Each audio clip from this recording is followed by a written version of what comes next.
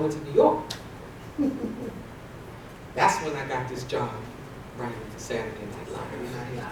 I got a job as an associate writer for Saturday Night Live. And that was the result of Dick Gregory and this whole slew of people were roasting Muhammad Ali at the legendary Apollo Theater. And I said, I have to get in there. I got to be in that. I got to be in it. I don't even remember if I put that in the book. I may have taken it out, but I said I was going to go and be a black, I can't think of the girl's name, used to be on Laughing. And she would hit the old man. He would come and sit beside her on the bench. And she would Ruth Buzzy. Ruth Buzzy. That's what it was. I was going to be a Ruth Buzzy.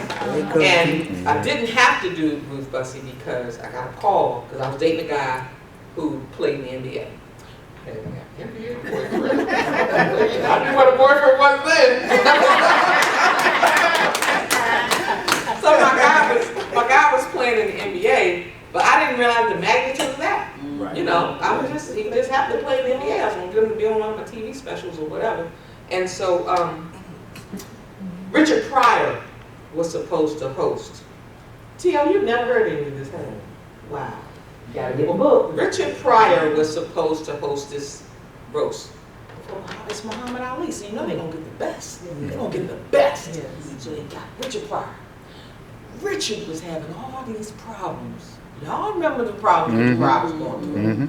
So they decided to get Dick Gregory to do it, but he didn't want to do it because he wanted to be on the roasting pen.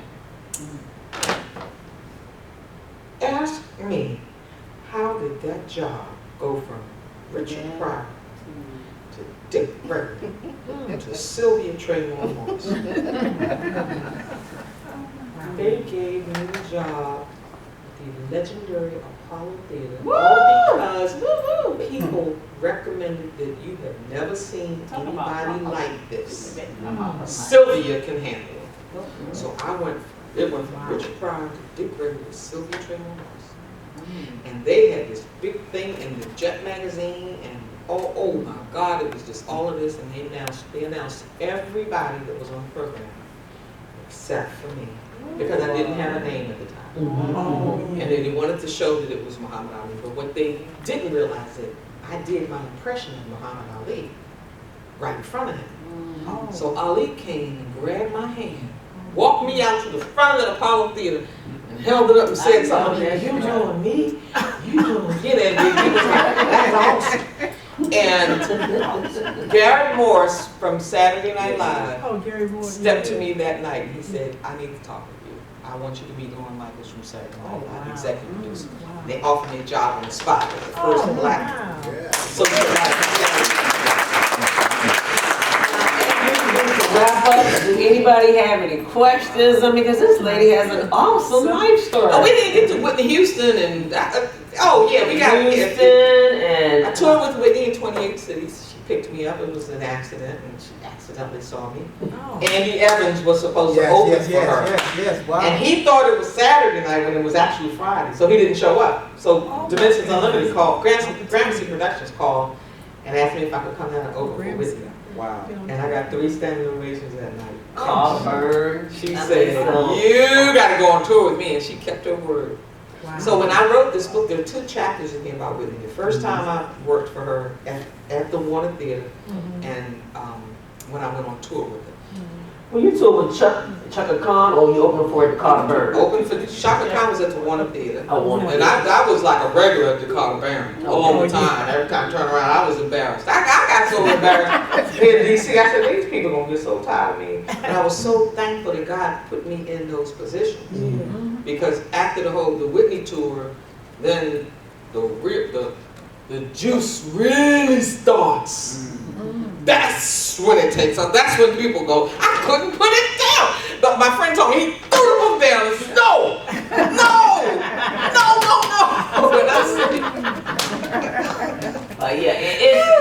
It is an awesome book. Do y'all have any questions y'all like to ask? Say the name of the book again. The book is Almost There, Almost. Hold it there. The Many Faces of Sylvia Traymore Morrison.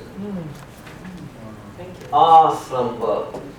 I couldn't put it down. Like I said, I found myself talking through pages. I mean, it's even a chapter in here where Melba Moore didn't want her to open up for her. So we got the Temptations. talk about Rashida Moore, who was the Yeah. woman behind the Marion Barry. We're old friends. I've been She on know 'em Rashida all. for years. Anita Hill. I've got a story in there about Anita Hill from Clarence Thompson. There's people that I had no clue. People Magazine wanted to give me 6 figures to reveal my story about Whitney Houston, about Anita Hill, and about who's the other? Oh, and Rashida Moore. They wanted to pay me, but these are friends of mine. I couldn't throw them no amount of money in the world. It's worth me throwing them under the bus because I know God has taken care of me all these years. He'll continue to take care of me. Amen. Gave me a movie. Gave me a movie. So it's like, Yeah, she was actually doing a play oh. And yeah, about Donna Ross. I put together until I don't think you might not be aware of this either, but I was trying to figure out how I could just with my regular everyday friends across the country, because I know a lot of people are hurting. Mm-hmm. A lot of people are in trouble financially. A lot of people are doing a lot of things. So I put together a play called "Come See About Me: A Fan's Diana Ross Story," and I partnered with putting together like a 30-city tour. And I do need to talk to you about it because I'd love for you. Mike, we'll talk about it. I have comedians filling in for the times where we have scene changes and when I'm changing my clothes and so forth. But I partnered with regular everyday people. I did not go and get the big promoters. I did not get the big boys and girls. I got regular everyday people, and I come to your town or I come to your city or here or whatever, and you find a venue, however many people you want, and we go 50-50. You take 50. We make the average weekend garners about $50,000, and I just take the 25. I pay all my own expenses. I don't even expect you to pay me. You have to pay yours now. You have to pay for your venue. You have to pay for your tickets to be printed, your advertising, and all that. But $25,000, you can do that. Right, you can do that. So we partnered with people all across the country, whether they're secretaries or police officers. I'm trying not to go to the big promoters, and they're all coming at me. Sylvia, we want to bring that play here. It's like, no, I really want to do it with with people because so many people looked out for me when I was coming up, and it's kind of like my way of giving back. So, yes, ma'am.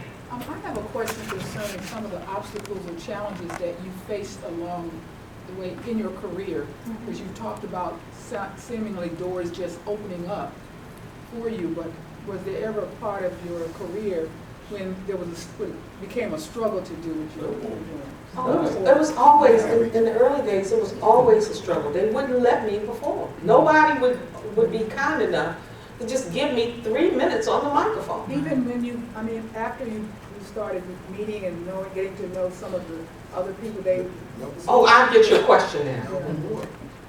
There's a chapter in here called "That Devil Ain't No Joke." Wow. That's all I gotta say. If you have a copy of the book, when you get to that chapter, I'm telling you, you talk about some struggles. It's like, I don't even have that kind of personality for what was taking place in that part of the book. Right. But it's amazing how you can thank God years later Mm-hmm. for what He let you go through back then. Yes. So that now I understand I'm in position for other people who are going through exactly all of that. I know how to address it my way, and hope to encourage or influence or help somebody with their struggle. It was deep because I was like, yes.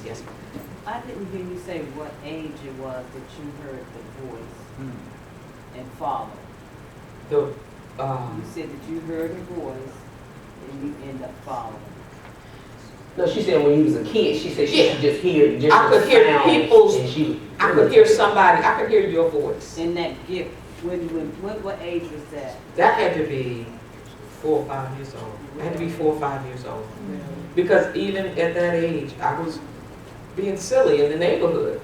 There was a woman on our block named Miss Van, and she had a way she could walk. I don't know why she could talk, and she always talked like she was singing. And I would do that because that's what I heard her doing, and she even loved it. She would say, "Dude," yeah. So yeah, I was like 4 or 5 when I started. Okay, I guess to wrap up, you say you want to do Michelle for them? Oh my God! Did I Y'all want to see her do Michelle on She does an awesome. Have you ever seen her do I this? gotta lead into the crazy. Michelle as well. Oh, you want to go behind it? No, I'm okay. It's just that I'm so delighted and excited that there are now black women today that I can emulate Yes. and perform. I don't have to do, I don't mind doing the white girls. Oh, okay. That's fine, you know, because I incorporate them into my act too. But at least now I have, let me do this. Ladies and gentlemen, from New York City, please welcome Wendy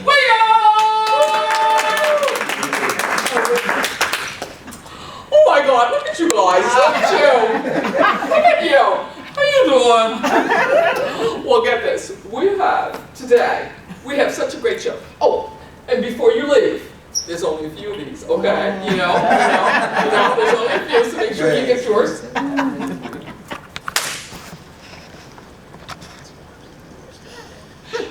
I'm so excited and delighted that my good friend from The View is here.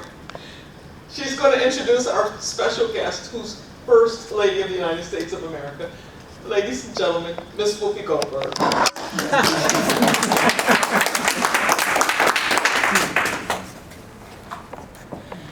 You know, when they told me I was going to be coming here to introduce